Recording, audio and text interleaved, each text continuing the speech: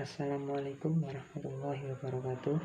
Saya Muhammad Rifki Husain, NIM E 2019-1098, Prodi Perbankan Syariah 2. Di sini tidak akan mereview penjelasan buku Wadud, tetapi melainkan mereview kembali 3 video teman saya sebagai tugas UTS mata kuliah Ekonomi Makro Islam. Video yang pertama dari Ahmad Nurrohim, NIM E 2019-1095, dengan tema Ekonomi Tertutup Tanpa Kebijakan Pemerintah atau Ekonomi Dua Sektor. Secara teoritis, ekonomi terbagi menjadi 3, yaitu ekonomi dua sektor, ekonomi tertutup tanpa kebijakan pemerintah, kemudian ekonomi 3 sektor, ekonomi tertutup dengan kebijakan pemerintah, dan yang terakhir ialah ekonomi 4 sektor atau ekonomi terbuka. Perekonomian dua sektor sering disebut dengan perekonomian tertutup sederhana, yang merupakan suatu perekonomian yang terdiri dari sektor rumah tangga dan sektor perusahaan. Pada perekonomian ini, pemerintah tidak ikut campur, baik berupa transaksi, pemungutan pajak, pengeluaran konsumsi pemerintah, dan sebagainya, dan tidak ada transaksi ekonomi dengan negara lain. Pada perekonomian dua sektor ini, kegiatan ekonomi suatu negara hanya dilakukan oleh rumah tangga dan rumah tangga perusahaan. Sektor rumah tangga menyerahkan faktor-faktor produksi yang dimiliki kepada perusahaan seperti tanah, modal, dan tenaga atau keahlian. Sedangkan bagi rumah tangga akan memperoleh imbalan dari perusahaan berupa sewa, upah, dan keuntungan. Kemudian, pendapatan tersebut dibelanjakan oleh sektor rumah tangga kepada perusahaan untuk membeli barang dan jasa yang dihasilkan perusahaan untuk keperluan hidup anggota rumah tangga. Siklus perekonomian dua sektor ini hanya terdapat 2 siklus, yaitu rumah tangga produsen dan rumah tangga konsumen. Mekanismenya yaitu rumah tangga produsen mendapat harga atau mendapat dana dengan menjual barang dan jasa kepada konsumen. Pengeluaran rumah tangga produsen yaitu pada saat membeli bahan baku, misalnya menyewa tanah dan memberi upah pada karyawan untuk kepentingan produksi. Pasar barang dan jasa, misalnya rumah tangga konsumsi, menjual tanah kepada rumah tangga produksi, maka rumah tangga konsumsi akan mendapatkan uang. Pasar faktor produksi rumah tangga produsen memberi upah, sewa, bunga, dan profit. Kemudian, rumah tangga konsumen akan mendapatkan uang. Jadi, jika melihat dari diagram tersebut, maka hubungan ekonomi dua sektor ini hanya ada 2, yaitu rumah tangga produsen dan rumah tangga konsumen, tanpa ada campur tangan pemerintahan. Nah, untuk aliran pendapatan perekonomian dua sektor ini, yang pertama ialah sektor perusahaan menggunakan faktor 2 kali produksi yang dimiliki rumah tangga. Kemudian, sebagian besar pendapatan yang diterima rumah tangga akan digunakan untuk kegiatan konsumsi, yaitu membeli barang dan jasa yang dihasilkan oleh perusahaan. Ketiga, sisa pendapatan rumah tangga yang digunakan akan ditabung pada institusi-institusi keuangan. Kemudian, pengusaha yang ingin melakukan investasi akan meminjam tabungan rumah tangga yang dikumpulkan oleh institusi-institusi keuangan.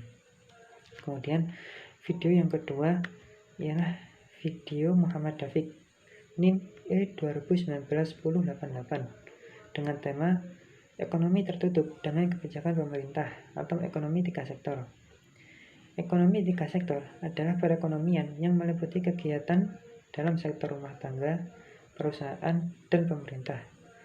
Ekonomi 3 sektor yaitu di mana perekonomian terjadi di 3 sektor perusahaan, yaitu 1. Perusahaan sebagai produsen, kemudian rumah tangga sebagai konsumen, dan kemudian pemerintah sebagai pemberi subsidi kepada rumah tangga perusahaan maupun rumah tangga konsumen. Siklus perekonomian 3 sektor ini ada 3, yaitu perusahaan, pemerintah, kemudian rumah tangga konsumen. Ketiga sektor ini bisa melakukan pengeluaran dan melakukan pendapatan. Perusahaan akan melakukan pengeluaran kepada pemerintah dalam bentuk pajak. Jadi, perusahaan akan membayar pajak kepada pemerintah, baik itu pajak penghasilan, pajak perusahaan, dan lain-lain. Kemudian, perusahaan juga melakukan pengeluaran kepada rumah tangga, untuk memberikan gaji maupun upah.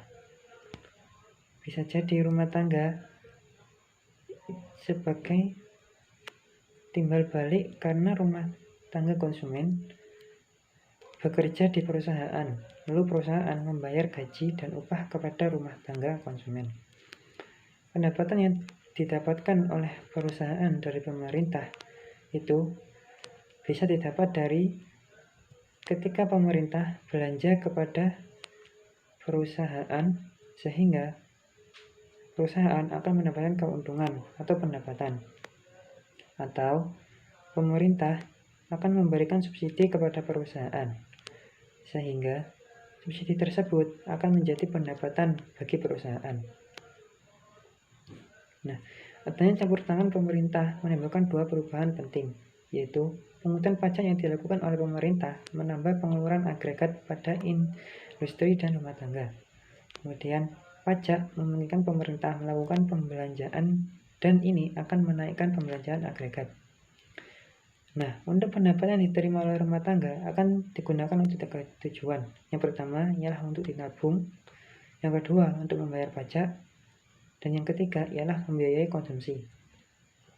Nah, pajak yang dibayarkan perusahaan kepada pemerintah ini bisa berubah menjadi dua, yaitu pajak langsung dan pajak tidak langsung.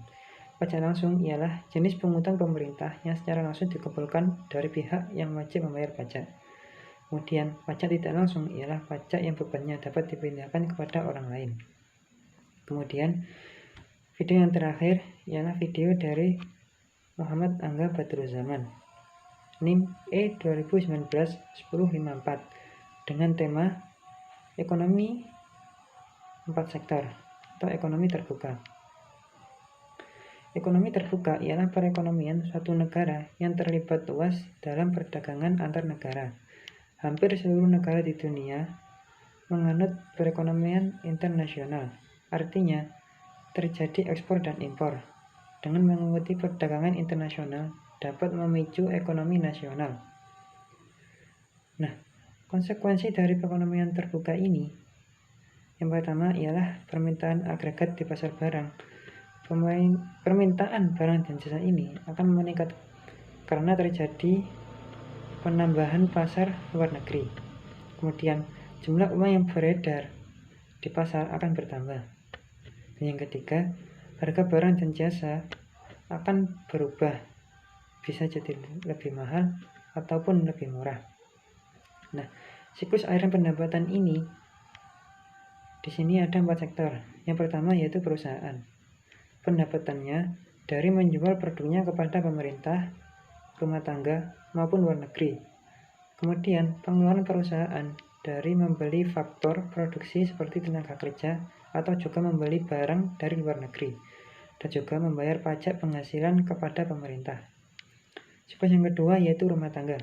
Pendapatan rumah tangga berasal dari penjualan faktor produksi, seperti menjual tanah, tenaga kerja, dan dari upah atau gaji dari pemerintah.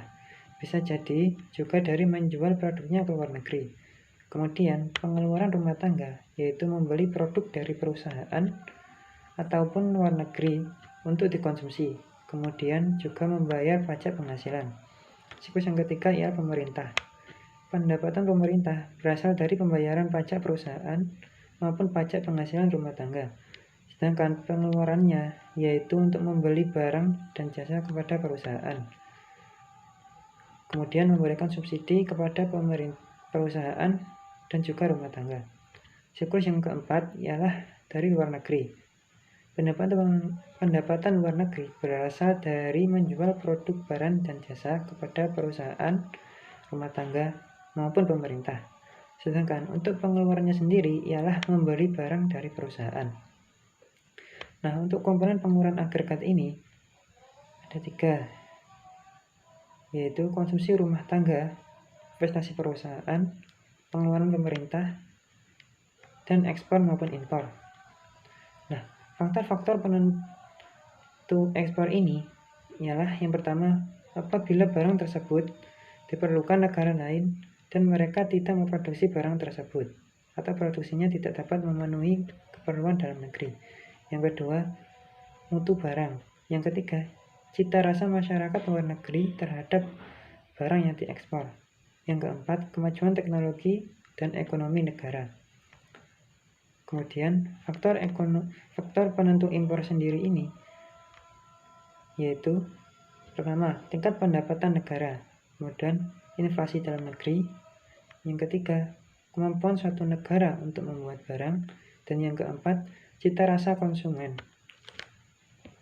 Keseimbangan ekonomi terbuka atau ekonomi empat sektor ini didapatkan apabila pengelolaan rumah tangga yang ditambahkan dengan investasi perusahaan, kemudian ditambahkan lagi dengan pengeluaran pemerintah, kemudian ditambahkan dengan ekspor yang dikurangi dengan impor, sejajar atau sama dengan pengeluaran rumah tangga yang ditambahkan dengan tabungan dan juga yang ditambahkan oleh pajak.